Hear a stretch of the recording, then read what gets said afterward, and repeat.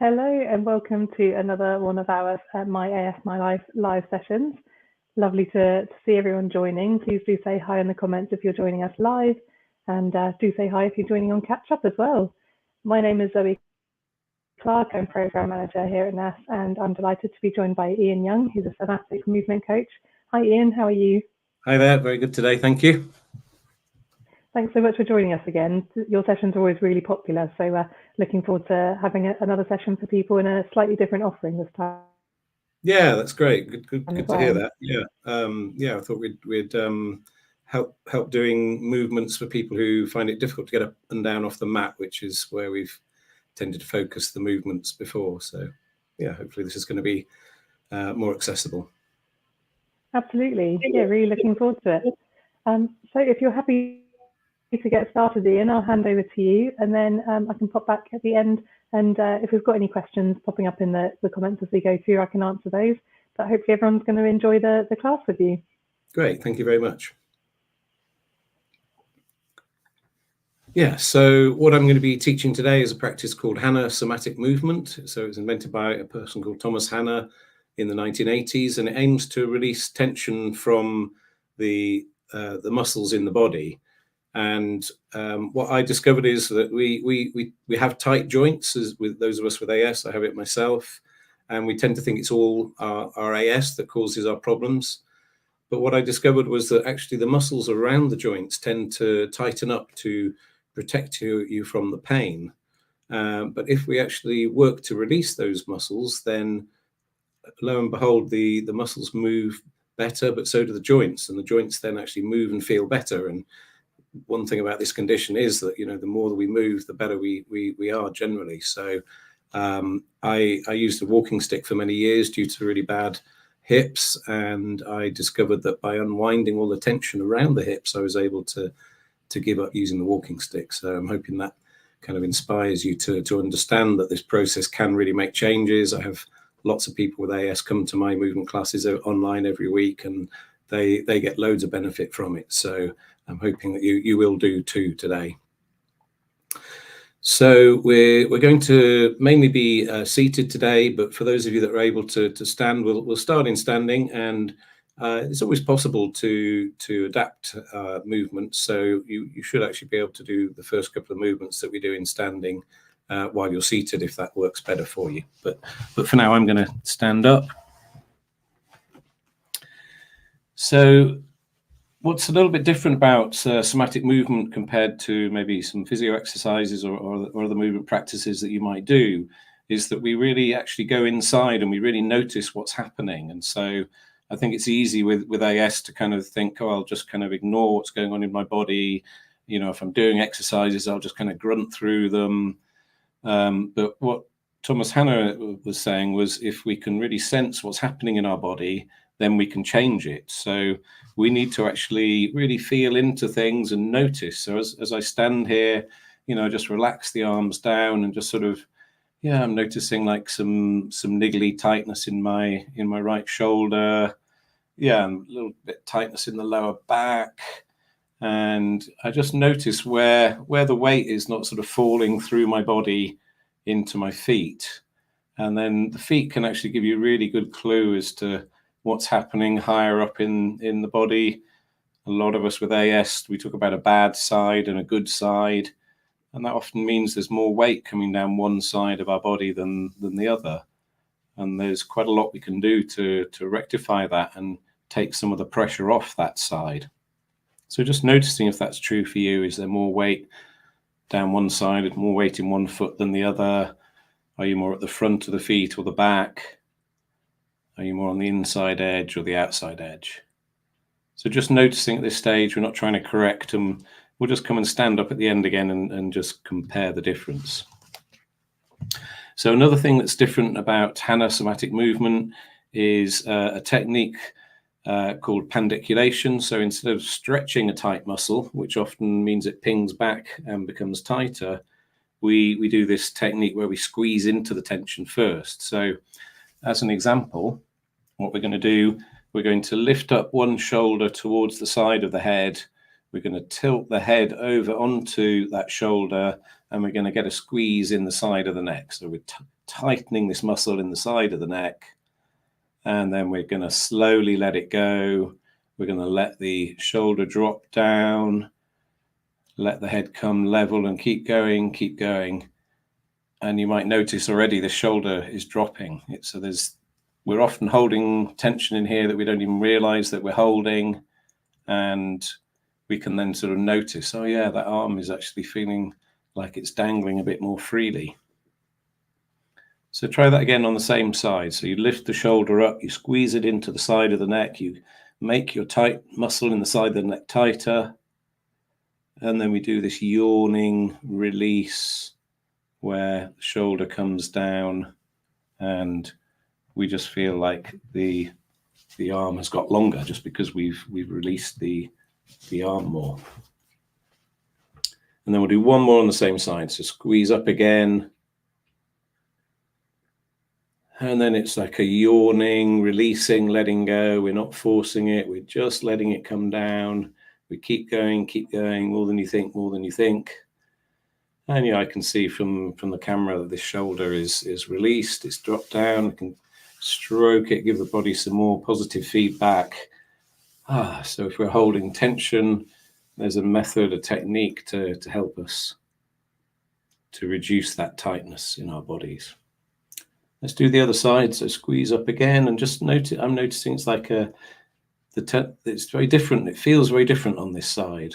We tend to be very one-sided due to things like handedness, and then we can really let it go, sigh it out, keep reaching, let that shoulder drop away. Yeah, and almost straight away, I can see now there's more of a slope on both sides of my shoulders. So I hope you're feeling that too. And again, squeeze up on this second side and get the contraction. Feel it's tighter in the side of your neck. And then you yawn it away, sliding the hand down the side of the leg as the shoulder drops away. And once more, up this side. And then slowly, with the tension, just letting it come away. And standing now with both hands heavy and feeling.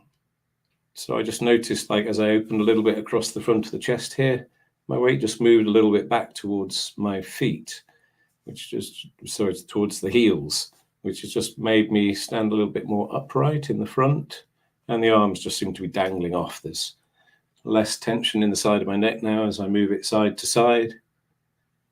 So that's an example of a technique we use all through the body to squeeze into tension and then release. But let's also just work on some shoulders. So we're going to squeeze forwards with the shoulders and then breathe in. So we tend to, in somatic movement, breathe in when we open. So there's more space, the chest is lifting, there's more space to breathe into the chest. And then sigh out, you squeeze the air out of the chest as you roll the arms forward. Breathe in to bring them back. Breathe out to bring them forwards. And then just roll the shoulders around. And hopefully we can feel like we're starting to get more mobility in our shoulders. Shoulder blades gliding around. Try going the other way.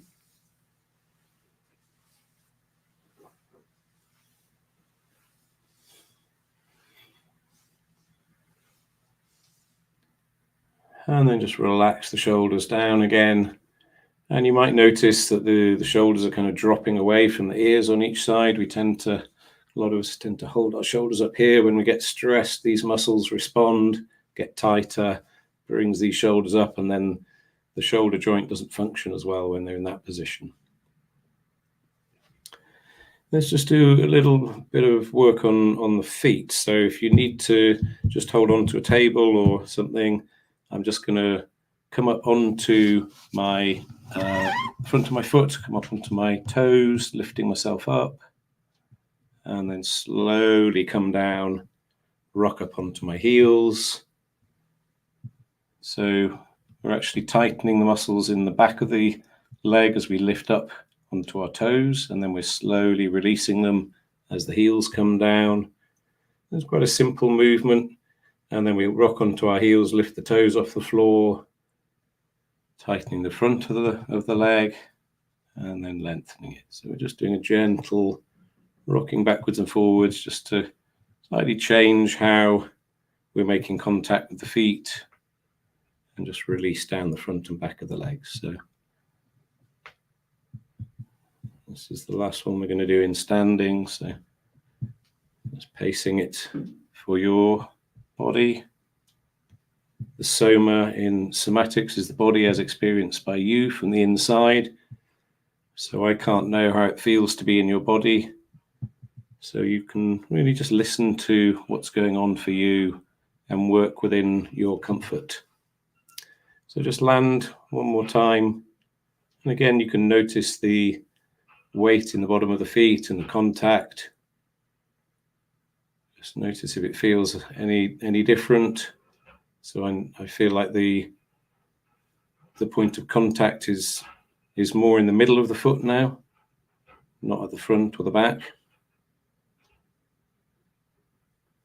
And then we'll come to sit down on a chair, so preferably an armless chair, just because it's going to be easier for us to move. Just going to adjust the camera so I'm in shot. There we are. So again, once we're seated, we can just notice things again. So we can feel the contact at the bottom of the feet. You might notice it's easier to bend one knee than the other, for instance. You might notice that the one foot is pressing down into the floor more than the other. And then we're also sitting on the sit bones, they're called, the two bones that we actually sit on, and just seeing if you can feel what's happening there. Is there much point of contact? And it gives us another place to do our pandiculation from. So we're going to do some work on the glutes, those muscles in the bottom. And if you've not done this before, it might be a bit of mental work to try and work out how to get the muscles just on one side of the bottom to fire up, because that's what we're going to do next. So you're going to squeeze the bottom on one side, and it can take a little while. So I'm starting to squeeze. I'm noticing something's moving underneath that side of the bottom, and it takes maybe all of this time for me just to get one squeeze. And so now that side of my bottom is tight, and then I can just slowly see if I can let it go. The letting go needs to be done slowly. That's where the muscles let go and lengthen. And I'm just slowly letting go of that one side, and it's taken me that long to then let go. And immediately I start to feel like I've actually sunk more onto the sit bone on that side that I was squeezing. And it's strange. When you start to do this work, you then really notice like that feels like it's more supporting me. It's more connected to the chair, and the other side just feels like it's not really resting properly on that side. So sometimes we notice these habits that we hadn't even realized that was happening in our body. And so that's why it's really important to actually do the noticing and not just kind of ignore what's going on inside, tempting as that is with this condition. So let's squeeze again on that same side, fire up, and maybe if you've done that once, it gets a little bit easier to work out how to fire up. And then just release it again slowly and sink into, taking me that long. And again, now I feel really lopsided. I feel like the weight is really going into the side that I've been squeezing, and also I'm noticing more contact at the back of the thigh on this side now as well. So I feel really, really wonky. So the brain actually really loves to learn from this contrast. It can really kind of notice and go, oh, right, I feel like I'm sitting on two different levels now. So it's just telling us that, okay, we're holding tension here that we don't need to be, and it's actually starting to feel much more connected and functioning on that side. So we'll do another one. We'll do the magic number 3. We'll do squeeze again on the same side. And then once we've fully got that squeeze, we're going to let it go one more time.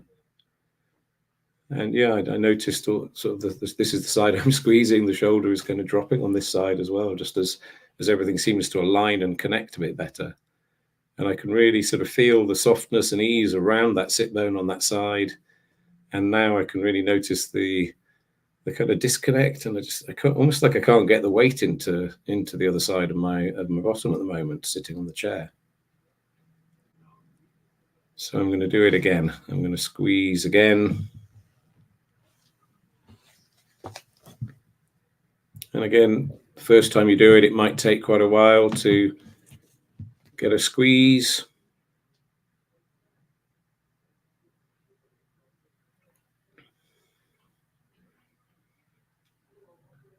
And then we're slowly going to let that one go bit by bit. There's quite a few different muscles in the bottom. There's 3 different glute muscles and the piriformis. So there's quite a bit to fire up in. We're really using the brain in somatic movement as much as the muscles. So we're really firing them up and noticing. And I can feel the softening around the sit bone on this side is starting, but it hasn't really gone that far yet. I need to do it again. So squeeze once more.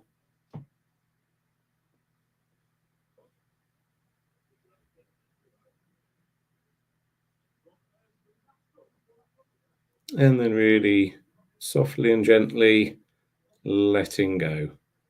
So rather than trying to really force anything, we're really working gently. And I can feel like my weight is starting to shift a little bit now. So I'm feeling a little bit more in the center. But I'm going to do the third one on this side as well to see if I can really even myself out, squeezing it tightly as I can. And then slowly letting it go. So it may feel like you're hardly doing anything. You know, it's not hugely difficult. A lot of somatic movement isn't hard work. It's much more gentle and accessible than you might think. And we're just working out how to get our brain to function with the muscles, to make them tighten, and then to soften. So hopefully you can feel now like the two sides of you not only are more even, but I actually really feel like I'm sort of supported and I'm sitting on those bones now, and the muscles aren't having to work quite so hard just for me to sit here. And then there's another example of this technique which we can do, which will just sort of demonstrate the difference between this and stretching. So what I'm going to do is I'm going to reach one of my arms up by the side of my head, and I'm going to take hold of it with the other arm. And the first thing I'm going to try and do is just really try and stretch it. So reach it up even further. And yeah, that kind of goes a little way, and then it feels like it won't do any more. So now what I'm going to do is I'm going to resist with the hand that's holding the arm, and I'm just going to encourage the shoulder blade down the back of my body. So I'm contracting this muscle more. And then again, I will now slowly engage it and reach the arm away. And suddenly it feels like that you can probably see my arm is suddenly can go much, much higher. So that's the difference between if we try and stretch a muscle, often it hits the stretch reflex and comes back tighter. And that just feels so much better in my system. My shoulder just feels like it's functioning better. It's really dropped and relaxed. So let's do the same thing on the other side. So reach up the arm, just lift up so you can see a bit clearer what I'm doing. So I'm lifting up the arm, and I'm trying to encourage it with this hand that's gripping it at the wrist, and I'm trying to stretch it. Oh, it feels really tight around my shoulder blade, trying to get it, and it's not going. And so then I'm going to bring the shoulder blade back down the back of my body. It's just a small movement, but you'll probably feel it tighten around your shoulder blade. And then reach again. And there it goes. It lets go. And I honestly couldn't do that a minute ago by pulling on this arm. So it's just a technique that really works well. And yeah, now I can feel like my shoulder blades have sort of relaxed down the back of my body a little bit more. So we're going to do a movement now just to show the connection between the whole of the body. So it's again, it's one where we're going to tighten muscles and release them. So we're connected. We're not just bones and muscles. We're connected with this web of something called fascia that wraps all around the body and holds the muscles and the bones in place. And there's lines of these fascia that go all the way. So we're going to work with one that goes all the way from the foot up to the neck. So we're going to start just by, within your comfort level, seeing how is it for you just to bring your chin to the chest and then gently, not forcing it. How far can you look up and look along the ceiling? So that's as far as I can comfortably look at the moment, and just see if you can kind of line up the edge of your vision where maybe there's a mark on the ceiling or something. You can see how far can I move my neck. And then what we're going to do, surprisingly, is actually work with the feet to see if we can release our neck. So I've got my left foot on the floor. I'm just going to slide it forward so the front of the toes come up, and then I'm going to curl the toes forward, and I'm going to hold them as tightly as I can in this forward position. And so because we're doing a release for the fascia, we just have to hold it a little bit longer than we were doing for any of the previous movements. So it just takes a little bit longer for all those layers of fascia all the way up from the toes up through the foot, the leg, to go all the way up to the back of the neck. And ultimately this line of fascia wraps around the eye socket. And then I'm going to put the foot flat on the floor, and I'm just going to pull the toes up towards me and hold them again. And I always, whilst I'm doing this, I always like to sort of play the somatic movement game, if you like, and see where can I feel it. So where can I feel that pulling the toes back? I can feel it in the calf muscles. I can feel something happening in my thigh. There's actually a bit of a squeeze going on around my sit bone. And I've been doing this work for many years, so I can sort of feel it now starting to go up the back of the body and even into the back of the neck. So it's a real journey of somatic awareness to do this movement practice regularly. Relax the toes, slide the heel forward so that the front of the foot is in the air, and we're going to curl the toes forward again. We'll do one more each way on this side.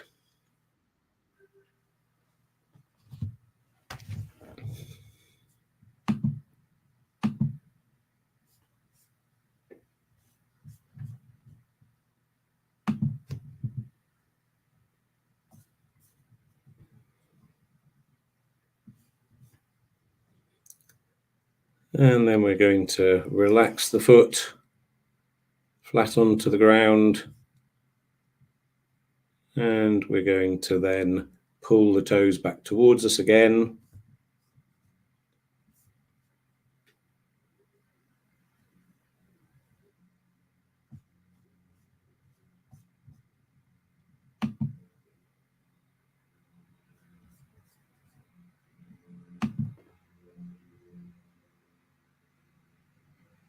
And then just relax them for a moment. And then we're going to just gently look up again How is it to look up now? And yeah, I can feel it's a little bit softer on this side of the neck, and I can look a little bit further up towards the ceiling. So let's do that on the other side. So we're going to slide the heel forward. And first of all, we're going to curl the toes forward as well and hold for up to 30 seconds is usually considered a good thing to do. So I'm holding them and yeah, just being curious about how does it feel on this side compared to the other side. Maybe it's easier for you to squeeze the toes on this side, maybe it's harder. And we're always trying to tune into that difference between one side and the other to notice.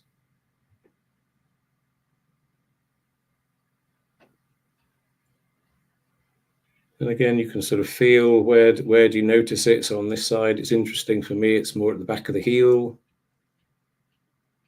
And I can feel a little bit of response in my hip. So I have two sides of my body that are very different. And I can really feel that that's very different in my body. I'm going to relax that off, flatten the foot, and then just pull the toes up towards me and again hold. So again, it's just a matter of seeing if you can feel what's going on, where do you notice it?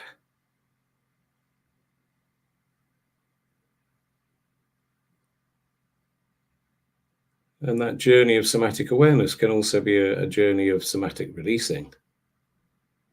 So lowering that foot, slide the foot forward so that the toes come into the air, and then we're going to curl the toes forward and hold again.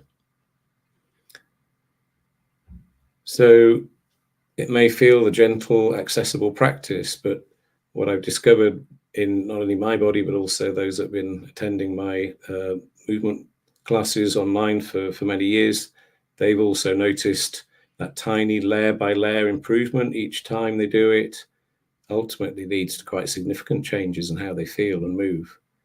And the majority of people who attend my classes also have AS themselves, and they get a huge benefit from it.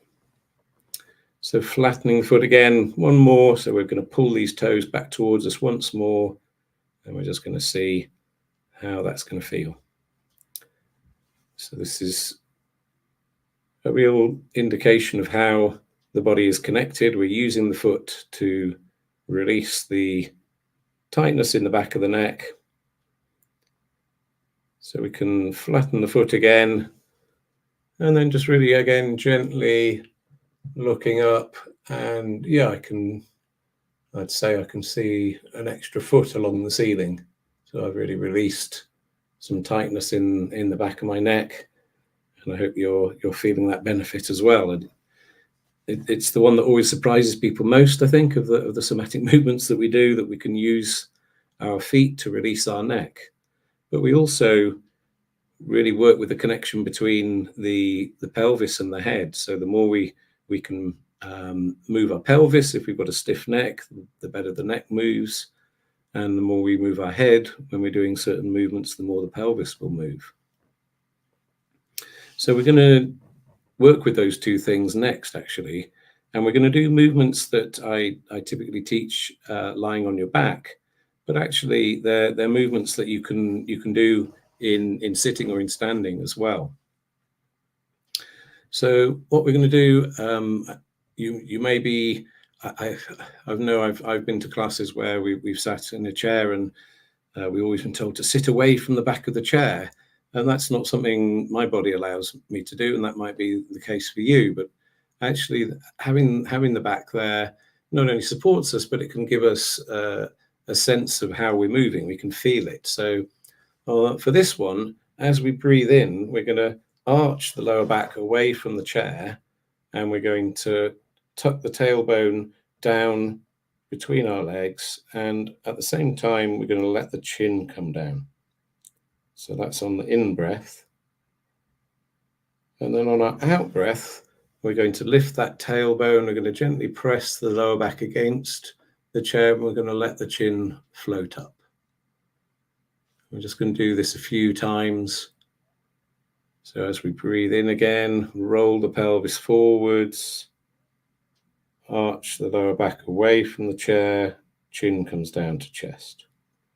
Notice that the pelvic bowl, the pelvis, and the head are doing the same thing. Sigh out, flatten the back against the chair, let the chin float up.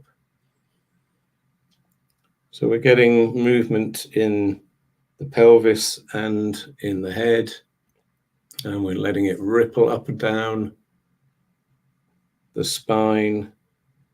And I think when I started my journey with Pilates and somatic movement, I don't think my pelvis moved at all, and I just assumed it's all fused because of the AS. And while I do have a little bit of fusion in my lower back, actually the pelvis really moves so much better for me than it does now. So we're doing a movement that we call in somatic movement arch and flatten, because we're arching lower back away and then we're flattening. And the idea is that you learn these movements, you do them regularly, and then, as I say, you can peel away the layers of tension little bit by little bit.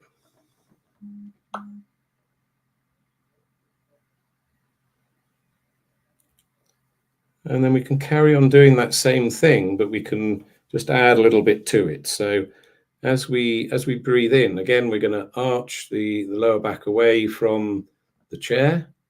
And then as we sigh out gently and with listening to your body, we're going to bring the elbows towards each other and just sort of let the weight of the hands encourage you to sort of curl forwards. The back's flattening against the chair still.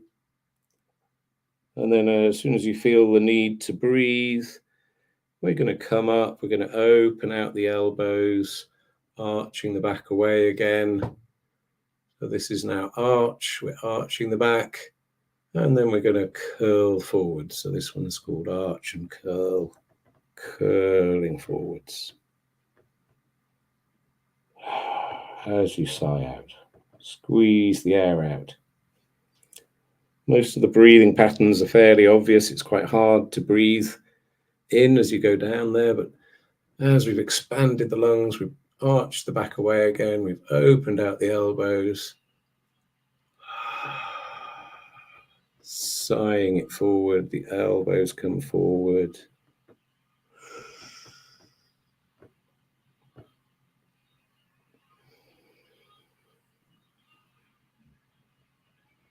And maybe you can feel like the spine is moving a little bit more for me now. I'm noticing that. Maybe my shoulder blades are moving a little bit more. Just using this one, we do on the back normally, but here we're actually using gravity to aid us to sink a little bit. So it's actually quite an effective way to do this movement.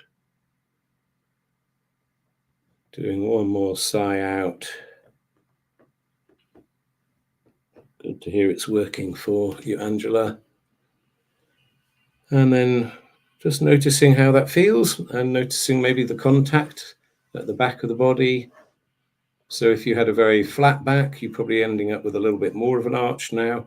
If you have a very pronounced arch in the lower back generally, you're probably noticing that that's eased off a little bit and the lower back muscles have softened if that's where you tend to hold your tension.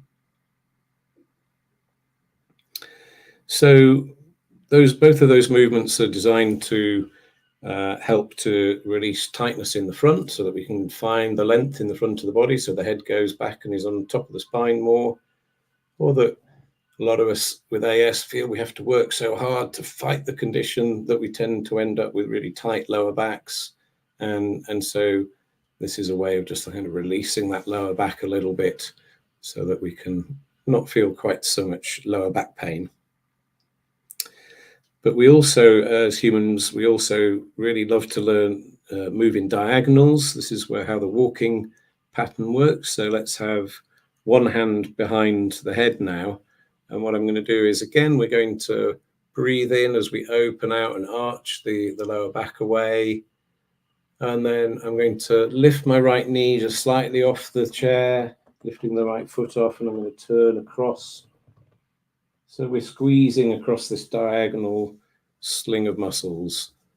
The shoulder, breathe in again to arch away, let that shoulder come back, squeeze across this diagonal, lift that right knee and right foot as you turn the left elbow across, land the foot. And again, this one is normally done on a mat, but look, we have the advantage, we don't have something behind us. We can actually go back a little bit further. So we're working these diagonals. It's nice to see Erica and Francis, who come to my classes, are with us today as well. Good to see you.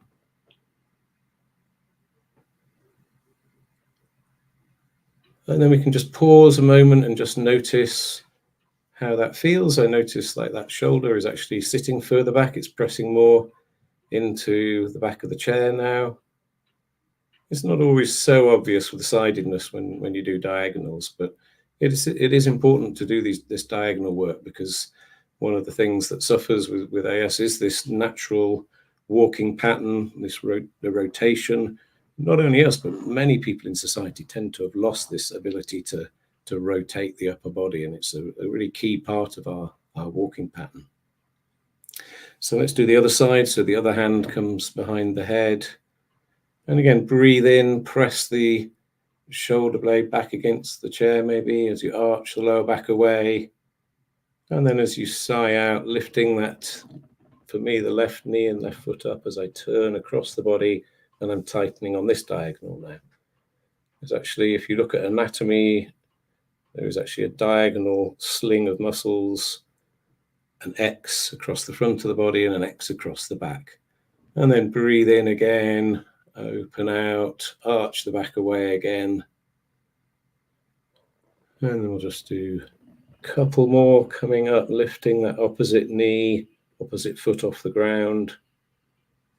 And just working within your capabilities. And just doing one more, squeezing across the body, and then lengthening open. And then you can just relax the hand down, feel the contact on the back of the chair, weight in the sit bones. And what I've realized doing my somatic practice more and more as I go is that I think because we're limited or restricted in our movement, we tend to think if we make the most superhuman effort to try and get as far as we can, make the movement as big as we possibly can to overcome any restrictions, actually it doesn't actually help, because it's that very first tiny bit of movement that is the most important. And we don't want to be putting, quite often if we make huge effort, we put more tension in. So it's actually even just doing tiny small movements is the most important bit. That almost the initiation of the movement is the most important bit of all. And I even have one person who attends my classes who can't do most of the movements, and she just motor plans it. So she imagines she's doing it in her head, and they've done studies and they've shown that actually just thinking about how we move and imagining we're moving improves how we hold ourselves and how we move. So keeping it really small, less is more, just managing within your capabilities, it's a really powerful practice.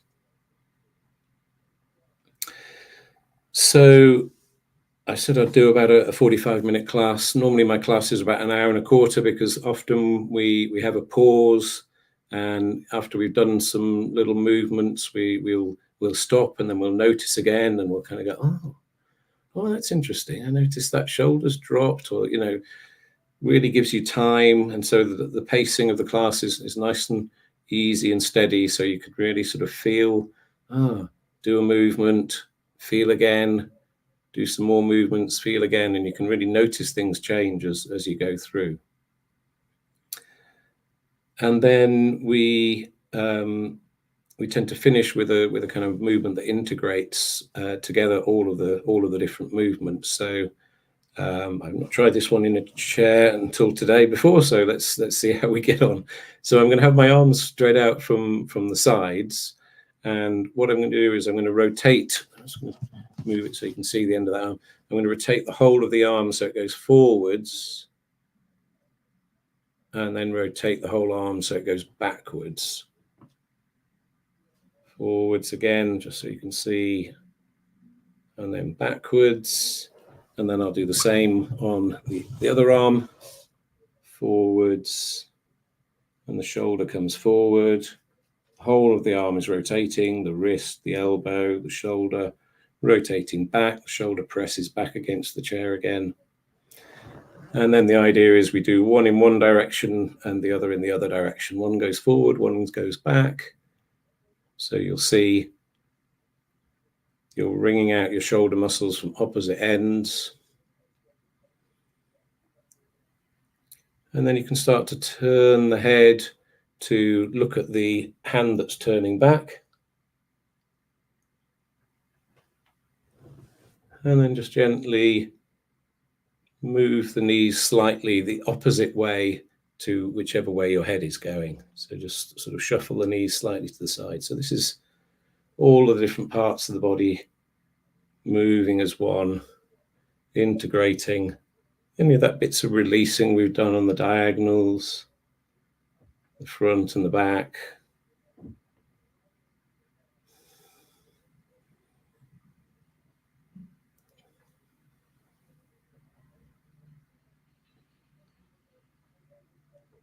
Just enjoying any sensations of change you can feel happening.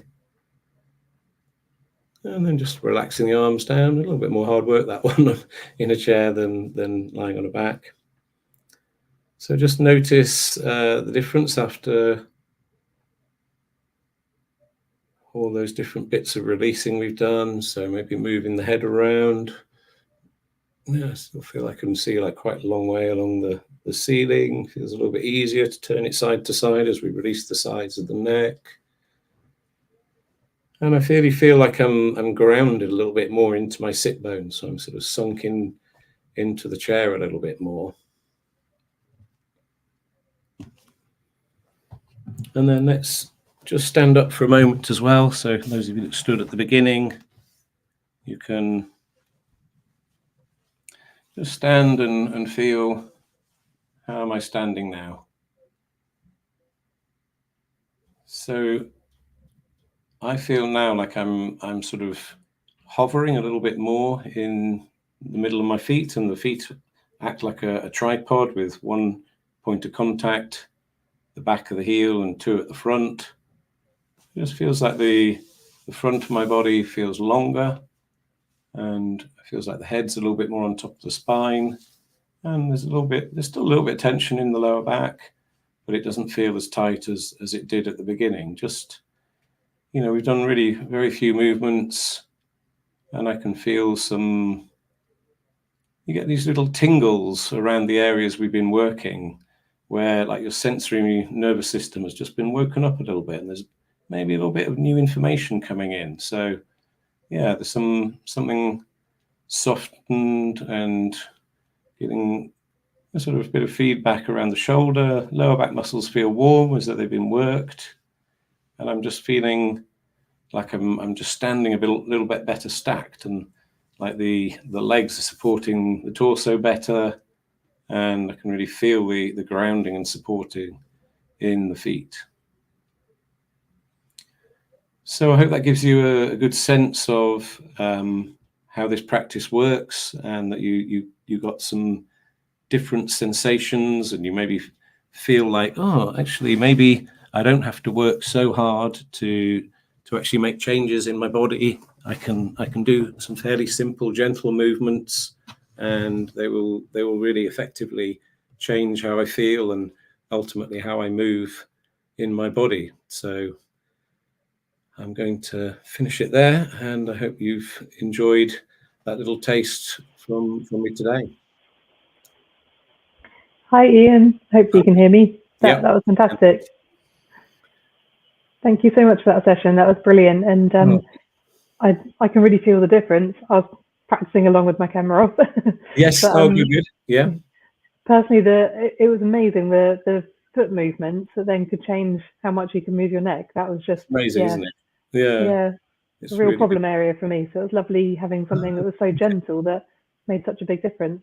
Yeah, and I think it's great, you know, if you are someone who has to work at a desk a lot or a computer, you know, that's something you could even do, you know, even if you're in the office, no one else needs to know what you're doing with your feet, really. Yeah, You could just be doing that and then feeling better. If you've got to, you know, a lot of us spend a lot of time hunching over computers, and it does actually shorten the front of the body. And so, yeah, it's nice to have little things like that you can do. Um, Nobody even needs to know you're doing them at your desk, and helps you to feel better and move better. that's Yeah. a great idea. I'm going to stick a post-it note behind my computer to remind me to do that a couple of times a day. That- That's brilliant. It'd be great to hear from anybody else who joined in live, or if you're watching this on catch up, pop a comment in there and let us know how you're feeling afterwards. We can see that Frances joined live and really recommends your classes, and Angela as well. So she's going to carry this on because her and her husband both have problems as well. And Frances was able to do them even with a broken ankle and a boot, so that's good.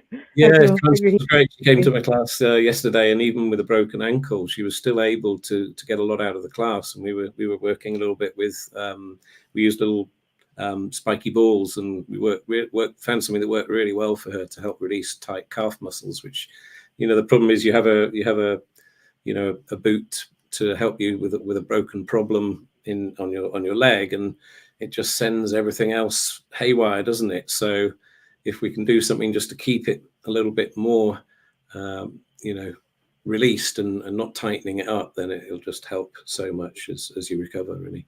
Yeah. Absolutely. And I'm just going to check the comments over on Instagram as well, because they don't pop up in the chat that we can Ah, see here. But Siobhan says, thank you, really good. My first time trying this, but the exercise at the end especially. Wow, thank you. And we've got Hodgson saying thanks for the class as well, their first time as well, and Kay Milnes.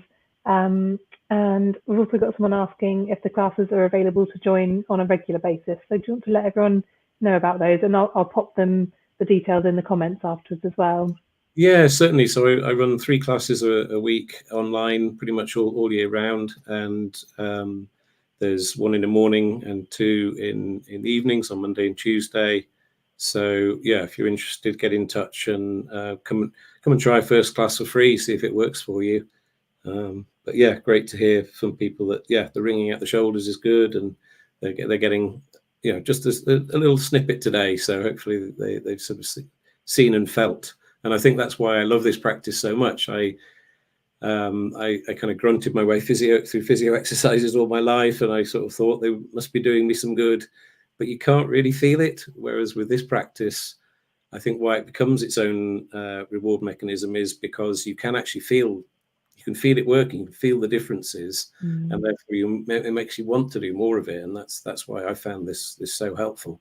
It's not so hard to make myself do it because I actually enjoy doing it. Yeah. Absolutely. And I love that when you do one side first, you feel so wonky afterwards because you can feel that immediate change. It's amazing. Yeah. Yeah. And then that other side feels really weird, and that's your normal. So it really is kind of revealing something that you didn't know about yourself, and probably thought you couldn't change. And that's what I always think is I just want to give people with AS hope, because I think there is a lot you can do with this practice to help that pain and stiffness. Yeah. Absolutely. That's been fantastic. Thank you so much. And it's lovely seeing everyone's comments coming in. They found it so useful. And I'm sure lots of people will watch on catch up as well. So everyone who's been watching on Instagram, the recording doesn't stay on our Instagram page, but it will be on our YouTube channel and over on our Facebook page as well. And I'll pop all of Ian's details in the description on our YouTube channel and Facebook page. So head through either of those and you'll be able to find his live classes. And we've also got a few other sessions from Ian in our exercise playlist on YouTube as well.